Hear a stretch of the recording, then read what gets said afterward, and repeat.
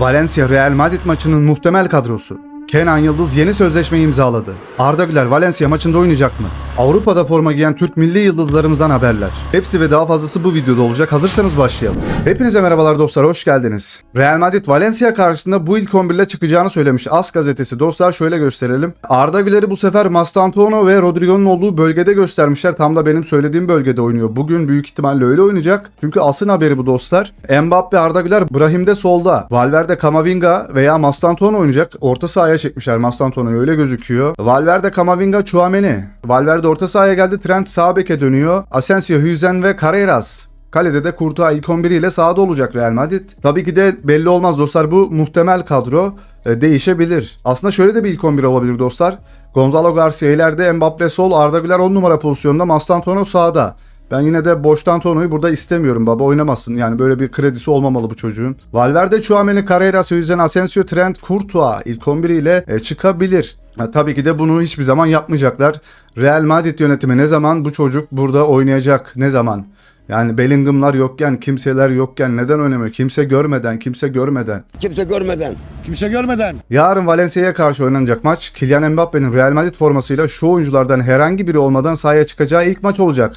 İlklerin günü dostlar. Vinicius yok, Rodrigo yok, Jude Bellingham yok. Egoistlerin çoğu yok arkadaşlar. Bir egoist tek başına kaldı ama tek başına değil. Tabii ki de onun yanında Arda gibi büyük bir güç var dostlar. Ona en çok gol attıran isim Arda Güler de onun yanında olacak. Kardeşim sakin ol artık, Mbappe'yi resmen Arda Güler besliyor. Rahatla ve Arda'ya güven demiş. Ya ben olsam Arda'ya güvenirim, yani sıfır ego. Sadece sana çalışan bir futbolcu, öyle düşün yani. Arda çünkü Mbappe'yi gördüğü zaman direkt pas atıyor ona. Çok da güzel asistler yapıyor. Ben olsam en iyi dostluğu, en iyi bağı Arda'yla kurardım. Çünkü çok iyi bir kimya uyuşması var saha içerisinde. Saha dışında da ben Arda'yla vakit geçer, ona abilik de yapardım.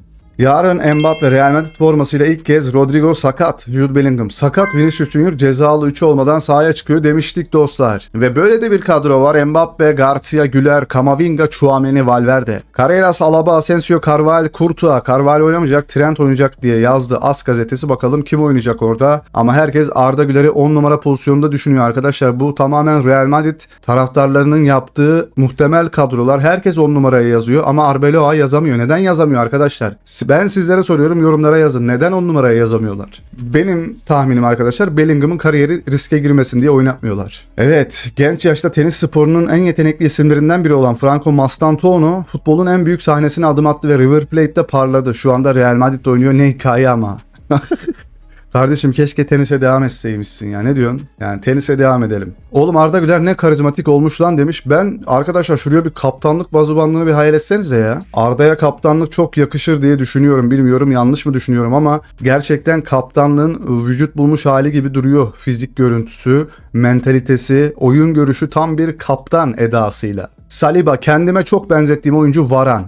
İzlemekten en keyif aldığım ikili Varane ve Ramos'tu. Yani diyor ki Real Madrid beni transfer eder misiniz diyor bu arkadaş. Saliba da zaten Real Madrid'in gündeminde, stoper için de iyi olabilir Saliba. AS gazetesinin haberi, Brahim Diaz yarın başlaması bekleniyor. İlk 11'de oynaması bekleniyor demiş. AS diyorsa biraz doğruluk payı vardır dostlar. Brahim de bence Mastantuono'dan daha fazla hak ediyor ilk 11'de oynamayı. Bugün Juventus'un maçı da var dostlar. Biliyorsunuz Kenan Yıldız da yeni sözleşme imzaladı. Geçmiş olsun diyorum ben.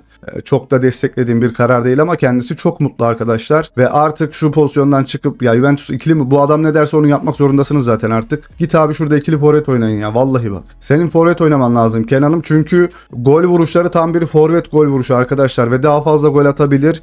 Büyük ihtimalle Juventus zaten bu çocuğu satmak için sözleşmesini uzattı. Ona gelecek olan teklifleri biliyorlar. Çünkü Avrupa'nın birçok kulübü Kenan'ı takip ediyor ve özellikle Real Madrid cephesi bu sözleşme uzatma olayından dolayı çok şaşkınlarmış. Çünkü Real Madrid de Vinicius'u çok istediğinden değil, onu sözleşmesini uzatıp para kazanmak için satmaya çalışıyorlardı. O Vinicius'tan kazandığınız parayı bu çocuğa vermek zorundasınız. 200-250 milyon euro neyse vereceksiniz, alacaksınız. Böyle yapıp aldıkları zaman dostlar oyuncu değere biniyor. Yedek oturtamıyor.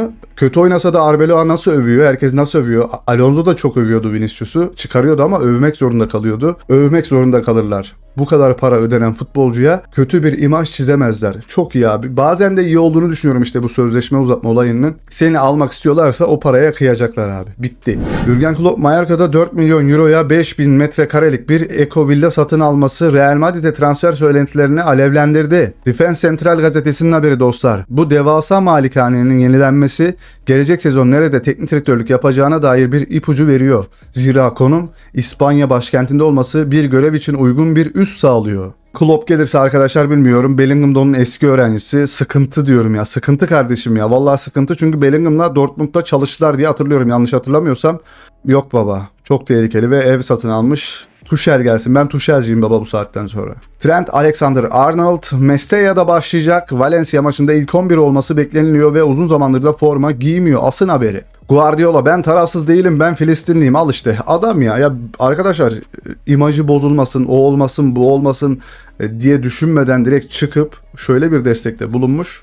Helal olsun baba sana. Yani ben Türkler ve Müslümanlar adına sana teşekkür ediyorum. Sağ olasın, var olasın Guardiola. Kenan Yıldız 2030'a kadar uzattı. Juventus paylaştı. Kandırdınız bizim oğlanı. Juventus forvet oyuncusu Kenan Yıldız'ın sözleşmesini 2030 yılına kadar uzattığını açıkladı. Yıldız önceki sözleşmesi 2029 yılına kadar geçerliydi. Kenan'ın önceki sözleşmesi 2029 yılına kadar geçerliydi. Yılı da varmış. Neden böyle yaptılar dostlar? Sanırım para kazanmak için. Spalletti imza töreninden önce Kenan'la buluşuyor. Çok yakışıklısın diyor. Kenan da diyor ki teşekkür ederim. Yakışıklı baba adam. Endrick. Bu ne lan? Brezilyalı oyuncu sahada harika bir maç çıkarıyordu ama arkadan yaptığı bu müdahale nedeniyle doğrudan kırmızı kart gördü. Endrick övdük adamı nazar değdi. Adam kırmızı yemiş abi. Hakem önce ona sarı kart gösterdi ancak VAR'a danıştıktan sonra rengi değiştirdi. Kırmızı yemiş Endrick. Baba çalkantılı olma vallahi, milli takımdan anında düşersin ha. Cüneyt Çakır 2026 Dünya Kupası'nda Türkiye'yi temsilen yöneticilik yapacak. Dünya Kupası organizasyonunda ilk defa bir Türk yönetici olacak. Böyle bir haber geçiyorsa Türk önde, Türk ileri diyoruz dostlar. Destekçisi olacağız bu konunun da. Emirhan Fiorentina karşısında çok güzel bir asist yapmış arkadaşlar. Şöyle bir bak, orta aynen böyle geliyor arkadaşlar. Şöyle göstereyim, böyle geliyor yani orta. Buna De Bruyne asisti demişler ama bence tam bir David Beckham asistiydi dostlar. Gerçekten güzel bir orta, muz orta. Ferdi Kadıoğlu babaannesini kaybetti. Allah rahmet eylesin arkadaşlar. Mekanı cennet olsun. Ferdimiz için de üzücü bir gün olmuş. Bu haberi de sizlerle paylaşmak istedik. Lamine Yamal, Real Madrid, Chelsea, Atletico ve Paris Saint-Germain maçlarında gol atamadı dostlar. Ama attığı takımlarda bunlar. Ne düşünüyorsunuz? Büyük maçların adamı değil dediniz Arda Güler'e. Hadi bunu da deyin. Bir de bunu bizim Türk arkadaşlarımız, Türk kardeşlerimiz diyor. Arda Güler büyük maçların adamı değil. Bu neyin adamı? Nicolas Pepe, Juventus'un Türk futbolcusu vardı. Kenan Yıldız bana öyle bir çalım attı ki popomun üstüne düştüm. En zorlandığım an buydu. Şurada da çalım, burada arkadaşlar gerçekten inanılmaz bir çalım atmış. Yani garip bir yetenek Kenan Yıldız ya. İspanyol oyuncu Fenerbahçe'de kariyerinin en iyi istatistiklerini elde ediyor. 2,5 yıl sonra milli takıma geri döneceğinden emin demiş. Sizce Asensio İspanya milli takımında oynayabilir mi arkadaşlar? Bu performansıyla gerçekten iyi gidiyor. Bence de oynayabilir orta sahada. Neden bir varyasyon olmasın orada? Damien Comolli, İngiltere'de bir söz vardır. Ayaklarınla konuş. Kenan Yıldız, evet doğru, ayaklarımla konuşuyorum. Comolli, aynen öyle. Zaten bu yüzden söyledim. Oğlum o kavga mı edeceksiniz, ne oluyor? Kardeşim İngiltere'nin sözleri sende kalsın. Adam zaten ayaklarıyla oynuyor. Boş yapma. Bizde de çok fazla söz vardır yani. Gerçekten bir tartışma konuşması gibi olmuş yani, böyle alev ne baktın kavgası var gibi yani. Liverpool mu Manchester City mi? Bugün efsane bir derbi de var dostlar. Onu da izleyebilirsiniz. 19.30 diyor. Onun da haberini vereyim dedim. Güzel bir maç olacaktır. Aykut Kocaman, ben Messi'ciyim. Ronaldo sayılardan geliyor.